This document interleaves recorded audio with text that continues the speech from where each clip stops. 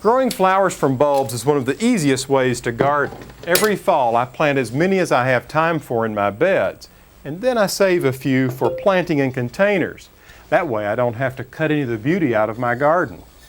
You can grow any of these spring flowering bulbs in containers, and believe me, over the years I've tried them all.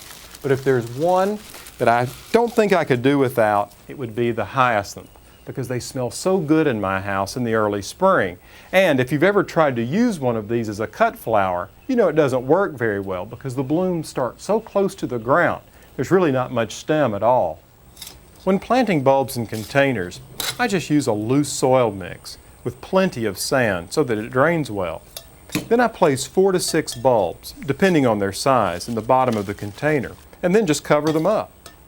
Once they're planted, just water them in. Now it's all about coaxing that little flower out of the bulb. That will require a period of dormancy. Usually about 15 weeks is a minimum, at temperatures below 45 degrees.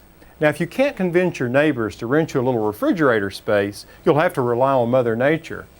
For their protection outdoors, I place them in a little corral made with wheat straw bales.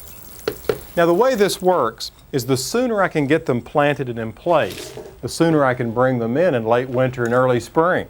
From the garden, I'm Alan Smith. For more on this topic and other information, please check out my website, plansmith.com.